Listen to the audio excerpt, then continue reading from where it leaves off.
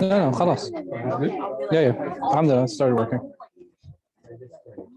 Oops. Yeah.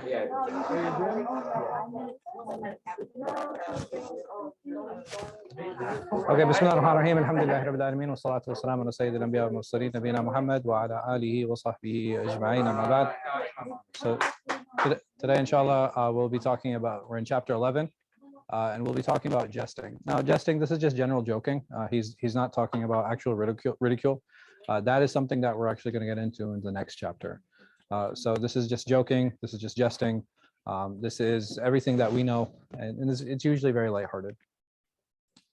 He says it's discouraged and sometimes prohibited, with a few exceptional cases. The Prophet sallallahu alaihi wasallam said, "Do not quarrel with your brother, nor jest with him."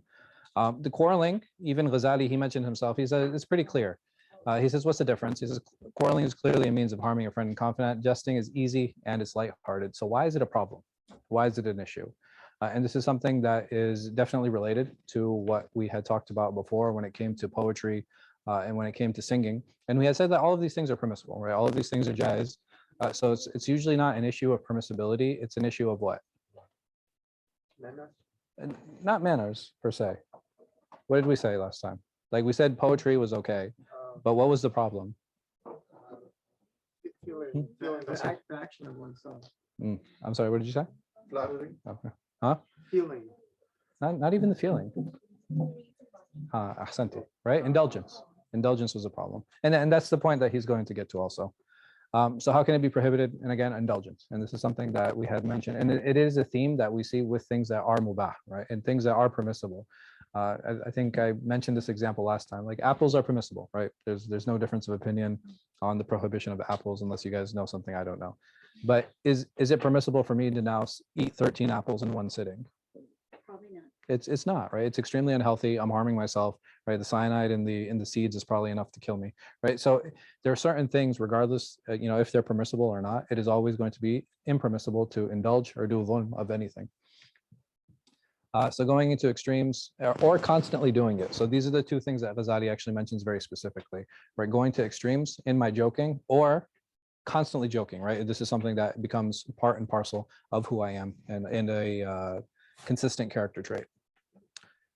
So jesting and playing is permissible, but doing it constantly is discouraged. And he's going to talk about why that is and why this is an issue. And we had talked about it before too when it came to the poetry. When we talk about people who are involved in poetry, or even though we said that is something that's permissible, what is the lifestyle that is usually associated with people who are in the music industry or in entertainment or in poetry, right? It's not an exemplary one, right? It's not something that anybody would actually want to get into, even though in and of itself, it is not problematic. So going to extremes, so excessive laughter is one example that he gives, right? Somebody who just laughs a lot. Here, this leads to the death of the heart and the hardening of it. It leads to bitterness. And it can affect your status as an individual. So when we talk about a lot of the things I know that we discuss and we talk about, we say that, how's it actually going to reflect in society? What is my status going to be in front of other people? And sometimes we feel that I shouldn't care what other people think. But by me not caring what other people think, it has a reflection on me and who I am. And not just that, if I don't care about my status, are there people who are linked to me? Yeah. Right? There are always going to be people who are linked to me, whether it be my parents, whether it be my children, my spouse, right? There are all these people who are linked to me. And if I'm not going to just take myself into consideration, it's important I take them into consideration. Yes. Just a quick question. Excessive laughter is in context of no? Sure. I mean, so how is it defined? It's going to be defined culturally. There are certain cultures where, like, for example, here in American culture, laughing out loud is acceptable, right? It's not a problem. But there are certain cultures where if you're like extremely loud or excessively loud, and even in America, we have a lot of subcultures, right? And I promise I'm not racist, but so like in Black American culture, right? You find like laughter is going to be louder and it's going to be more intense than you will in like white American culture in general. And it really depends, again, on where you are, but there are different cultures and different subcultures that portray different things and different actions. They have different types of foods and they have different cultural norms. Yes. No. You had a question? Okay. So how does it affect your status? You lose something called the heba, right? So heba is the awe that people have of you. If I'm constantly laughing, the awe that I have in other people's eyes, it's going to lessen. The other thing that happens is that my reverence for that person is going to go down, right? Because I constantly see this person laughing. And when we see a person who's constantly laughing, what is the problem with that? We don't take him seriously, right? You know, we always think that this person is constantly joking and that this person isn't serious. So therefore we tend not to take them seriously. And we as humans, if we look at the span of our day, how often are we more serious or are we more joking? They're more serious, right? There's a lot of things that we need to get through in our day-to-day lives, right? If like while I'm eating, or you know, if I'm getting ready to you know, to go to sleep, or if I'm going to work, people don't want to constantly be joked with, right? There are certain things that need to be done and things that need to be completed, and that can't happen unless I'm serious. It doesn't mean like, you know, I'm a downer and like, you know, I'm constantly bummed. But if you actually go back and look at your day, you'll find that you're more often serious than you're not. It doesn't mean you can't be lighthearted. It doesn't mean that you can't take a joke. It just means that there are certain things that need to be done. They need to be completed.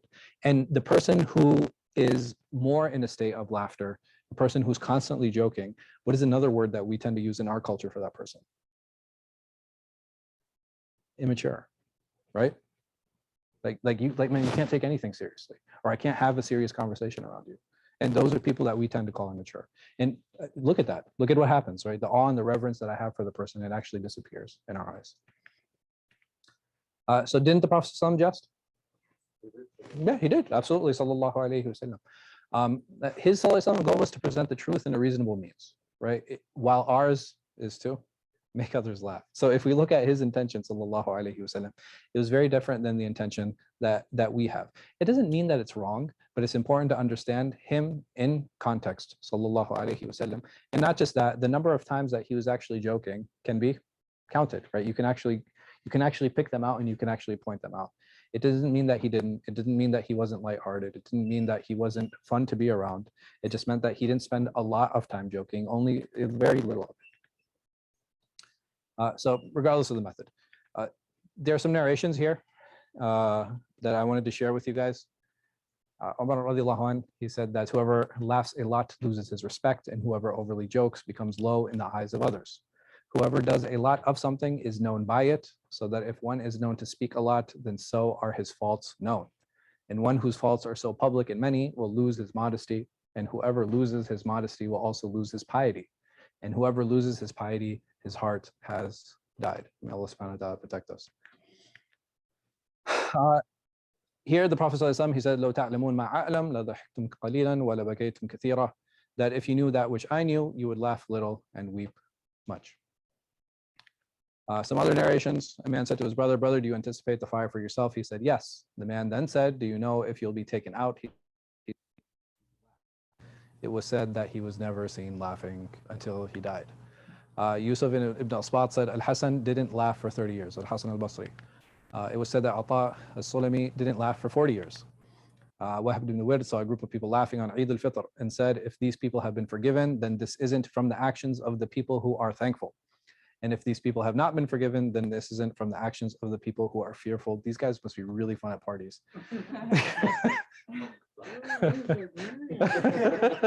Yeah.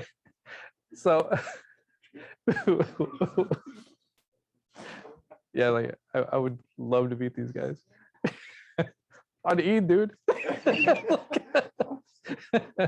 Allah musta'an.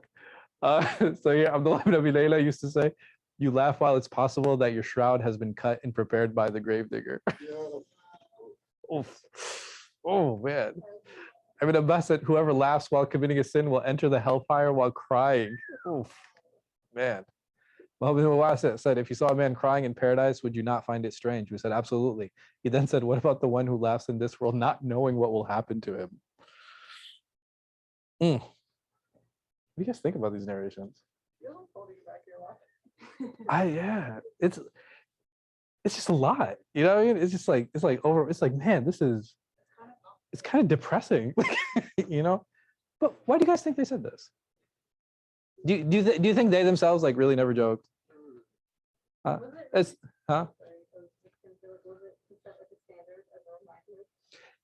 Exactly. Because again, what was the purpose behind all of this? Even Ghazāli himself, he says that joking is what? He says, okay, it's permissible. What is the purpose of sharing? Again, you know, and it's important to keep this in context always, right? When we talk about Ghazāli in all of his discussions, the one point that he has made already and tried to put in context is what? Resetting the gauge. And in order for me to reset that gauge, what do I have to do? I really have to push it. I really have to push it, you know, to the point that someone might be like, dang, like you just removed joking altogether. Yeah, I did. Why? So that I can reset and get a standard of joking back. And that's what the purpose of all this is. Like, you know, is it possible that it's like really 30 years, dude? You know what I mean? Like, what does that mean? It means maybe he didn't laugh out loud, right? Or maybe he was just somebody who had that character, who was like that. How many of us know people who just don't laugh a lot? Then I'm being very honest. Is that someone who I want to be around? Right? But on the opposite end, do I want to be around someone who laughs all the time? Right? I don't want to be around that person either. Us and our natural inclination is always going to be toward the middle. Always. Like that's where we incline. But does it mean that sometimes I don't mind hanging out with the jokester? It's okay. Or sometimes it's okay if I want to hang out with the one who's always serious, right? You know, we will always have that. But am I going to exclusively be with this one or be with that one? Probably not. So there's a spectrum of all things, right? From them is drowning in one's laughter, right? That's just one extreme. And then the other is going to be a silent laughter where your teeth might expose, right? And what is this? This is a description of who? Do you guys know? This is a description of the Prophet, right? He didn't, like if he was really happy about something, like he would smile to the point where you'd see his teeth. That's it. That's where he never actually laughed like, you know what I mean? Like, you know, like a deep belly type laugh. It's not something that the Sahaba knew from him. But they knew that he would be happy about things, sallallahu alaihi wasallam. They knew that things would actually, you know, he would actually laugh at certain things. And I'll share some jokes that happened during his sallallahu alaihi wasallam's time. So Muhammad ibn Munkadir said that his mother said to him, don't joke with children. It's embarrassing for them. And I know most of you guys are young, but when you get to a certain age, like you start joking with kids, like it truly is embarrassing for them. Sa'id ibn al-As said to his son, don't joke with a noble, for he will harbor malice toward you, nor a pauper, for it will embolden him against you. And keeping people's status in mind when we deal with them, when we joke with them. Umar radiallahu anhu said, do you know why joking mizah, and that's the Arabic, right? Mizah is called such. We said no. He said because it removes, yani zaha, it takes the truth. It takes away the truth. It is said that everything has a seed, and the seed of enmity is jest. Jesting is the method of the mind, destroyer of friendships, right? All it takes is going too far, one time, right? Just taking one joke too far, and it's very easy to break that relationship. So we said that jesting is authentically attributed to the Prophet Muhammad sallallahu alaihi wasallam. So how is it that it can be prohibited? And we said that, so the Ghazāli, he says, if you can control yourself like the Prophet sallallahu and his companions and speak only the truth, bring no harm to the heart, not fall into extremes, and manage to limit occasionally and rarely, then there is no issue. And I think many people can fall into this, right? This is not, he's not asking for something that's impossible. I think this is something that is very realistic, and I think it is something that is very possible and doable. Because even though we cannot embody the entirety of the Prophet sallallahu alaihi wasallam, are there certain elements that we can mimic? Yeah, for sure. So the problem that arises when people fall into extremes, right? And so this is the main point Ghazāli is trying to make. And I want you guys, if you guys take home anything, it's going to be this: that people who joke a lot, they justify using what? The Prophet sallallahu alaihi wasallam. They're like, well, the Prophet sallallahu alaihi wasallam used to joke. Okay, did he joke in that quantity? Did he joke in that amount? Right? You're missing the point when you do that. And that is what Ghazāli is warning from. He's like, okay, yes, it's permissible. Yes, the Prophet sallallahu alaihi wasallam did it, but did he do it this much? And this is, again, this is what he's pointing to, is that how quickly do these small bad actions accumulate into big ones, right? So we might start off joking very little, but it's always important to keep these things contained and keep these things limited. Yes. Comedians. What about them? So even comedians, how much time do you think they spend being funny? Right? They, like, if you do something professionally, It's a job. right? For them, it's a job. How, like, you know, it's like walking up to a comedian and be like, hey, do something funny. I guarantee he won't. doesn't guarantee you won't. And not just that, even if you like the community of, again, it's that same group of entertainers, right? That same group of entertainers. Is it a lifestyle that we aspire for? No. Maybe the money, but yeah. So examples of the Prophet ﷺ, I'm joking. These are always good. Abu Hurairah mentions that he used to tease them. Like, so Abu Hurairah, he actually complained to the Prophet ﷺ. He's like, you tease us. He's like, yeah, I do. He gave one of his wives his oversized abaya, and then he laughed at her, like, as it was dragging, saying, "Oh, man, it looks like a tail." He would smile often. An elderly woman came to him, and he told her that the elderly don't enter paradise. and then when she got upset, he was like, "Yeah, because when you go to paradise, you'll be young again." And then a woman named Ayman, she came to him saying her husband wanted to speak to him. So the Prophet ﷺ, he didn't know who, I think he knew who her husband was. So he was like, isn't he the guy with white in his eyes? And then she was like, no, like he doesn't have any white in his eyes. And then she was like, no, he doesn't. And he was like, there isn't anyone except that they have white in their eyes, right? Like, the white of your eyes.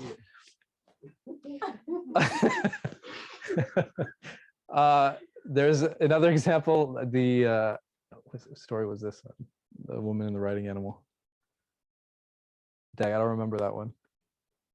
I have to go back and check that one. So Abu Umayyah was a kid, and he had a bird, and the type of bird, it was like a namar or something. So what he did is like, ya Abu Numair, ya Abu Umair ma fa'ala Numair. He like rhymed it with him, just playing and teasing with the kid. So Aisha and Sauda, this is actually it's more funny from her than it is what the Prophet ﷺ did. Actually, what he did was kind of funny too. So she made a dish, and she brought it to Sauda, and she was like, hey, eat it. And she was like, no, I don't want to eat it. And she's like, you better eat it, or I'm going to rub it in your face. So she was like, no, I'm not going to eat it. So she rubbed it in her face. And then the Prophet ﷺ, he grabbed her arm, he grabbed Aisha's arm, and he pushed it up, and she ended up rubbing it in her own face too. Anyway, I thought it was funny. There was a kid who stuck his tongue out at the Prophet ﷺ, so he stuck his tongue out back at him. And then you have a number of similar stories with women and children. So Suhaib was eating with the Prophet ﷺ with an inflamed eye, and they would say that if you eat dates, it irritates the eye more. So he said to Suhaib, he's like, Suhaib, why are you eating dates? Like, you have an inflamed eye. He's like, it's okay, I'm eating from the other side. So this individual, Khawat, he lost his camel. Well, he didn't actually lose his camel. Basically, the Prophet ﷺ, he came upon him, and Khawat was like, he was like sitting with some women. He was like flirting, and he's like, what are you doing here? He was like, oh no, they're helping me make a net to catch my lost camel. So every time the Prophet ﷺ, he saw him, he's like, hey, what happened to your camel? And then he would shy away, and he would go away, and then the Prophet ﷺ would see him again a few days later. He's like, hey, did you find your camel? And then he tried hiding, and then finally he came to the Prophet ﷺ, and he said to him, he's like, man, ever since I became Muslim, I never lost my camel, dude. And then after that, he came, mashallah, Hasana Islam, he became much better. No, Ayman, who was this one, man? I forgot this story too. Oh, no, Imam used to drink a lot. So he came to the Prophet ﷺ, and the companions, every time he would come drunk, and the Prophet ﷺ, they would start hitting him. Like, not the Prophet ﷺ, but like the companions, they would like hit him with his shoes, like, man, you're so stupid, like, why do you keep drinking? And then one time a companion actually cursed him. He actually cursed him. He was like, la'anakallah, may Allah subhanahu wa ta'ala curse you. So the Prophet ﷺ, he's like, don't say that, man. Like, he loves Allah and his messenger. But that's not the funny part of the story. I forgot. Huh? Oh, yes. So what happened is that he knew the Prophet ﷺ liked a particular meal, so he brought it to the Prophet ﷺ after the Prophet ﷺ came back from Medina, and then a man came and he said to Nu'ayman, he was like, give me money for the food, and Nu'ayman said, he's like, yeah, but he ate it, like pointing to the Prophet ﷺ. So the Prophet ﷺ ended up paying for the food, and he was like, Nu'ayman, like, why'd you do that? He's like, I knew you liked it.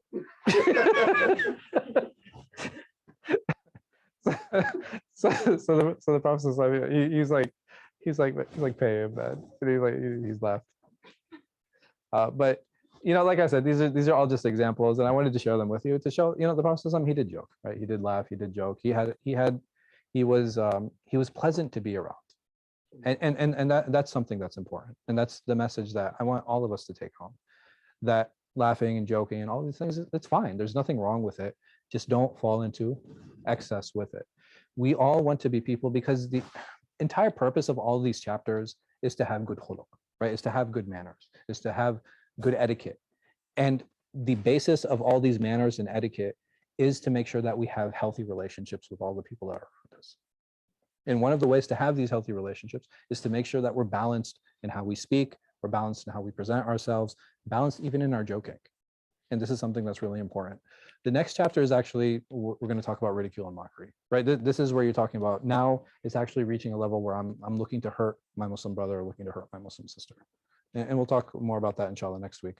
Wallahu a'lam wa sallallahu ala khayri khalqi nabiyyina Muhammad wa ala alihi wa sahbihi wasallam. You guys have any questions? It's not a question, just what I heard once about joking. Joking is like salt you into food, just a little bit, make it tasty. If you overdo it, it becomes. Yeah, it messes up the food. I think that's a very nice example. Any other questions? No. The joking also in different languages, like that's why I asked you in context, because when I first came to Arabic, I didn't speak any Arabic, I still don't. But sometimes they would be laughing and I wouldn't be, and sometimes I'm laughing and they wouldn't be. So sometimes you have to look at it. For sure. So the thing is, like, laughing at jokes. How many of us have laughed at jokes out of politeness? Like especially my jokes, right? So like yeah. So but the thing is, again, why do we do that? Because we don't want to be rude, right? We don't want to hurt the person. Obviously the person put some thought into the joke or whatever it is that they were saying, and we don't want to make them look small, right? Nobody wants that. And that's something that we can get rewarded for, right? If we're doing things for other people just so that they're not hurt. These things are important, and these are part of having good manners and having good etiquettes. But I think Ali asked me the other night about wasting food. So the hadith Aisha where she's like smearing food on soda's face because she didn't eat it. There's a lot of food being wasted there, man. Alhamdulillah. I'll see all of you inshallah next. Yes. What are some advices you would have to sort of try and combat this? Is actually called my phone sometimes. Don't do it. Like, just don't. When you have the urge to joke, don't. Okay. Because how do I deal with that? How do I deal with over joking? By not at all, right? Like, I just try to be as serious as I can. Because when do I joke? We all get that urge, right? If we see an opening, or if we see, like, if there's some context there, we're like, oh man, this is a great opportunity to slip a joke in. All you have to do is stop yourself. And if you look there, very thematically, when it comes to food, when it comes to poetry, when it comes to singing, when it comes to joking, when it comes to carrying ourselves, you will find that there is a lot of themes of delayed gratification and hesitance that are there, right? This is something, if you want to talk about how do I implement these things, by restraint, right? Restraint is one of the most important lessons that we can take away from a lot of these discussions. Showing restraint in different situations when it comes to anything, right? Whether it be food, whether it be speaking, whether it be even praising someone, right? Like there are certain things that we looked at and we have discussed, and they're like, oh, well, this seems good. It seems like you should. No, like there's a lot of restraint that we actually have to teach ourselves, and we will all find that the more restraint we show, the better relationships we'll actually have. I want to also thank you for mentioning that the day is very, very serious. Mm-hmm. And I feel like most of the day you're doing serious stuff. So if I need a break, I go to Smiling. No. Alhamdulillah. What is Smiley's? What is Smiling? Oh, Cafe. Yeah, me and my brother started a cafe in Skyline. In Skyline Plaza. This is free promotion for Prophecies. But yeah, so come by. We have good coffee, pastries, Skyline And you're Plaza allowed in to the bottom. smile. Yeah, on the Yeah, on bottom, the where there's like bottom. commercial. Yeah. So, I mean, I think it might be easier if they just sponsor a class, right? Inshallah, I really want to actually bring like a thing of coffee and stuff. So Ahlan wa whenever you sahlan. guys have something. Every Oh yeah. Oh. سبحانك اللهم وبحمدك أشهد أن لا إله إلا أنت أستغفرك. Yeah, and this is It's Muslim actually called owned. Smiley, so if I need to smile, I go to smile. Yeah. No laughter.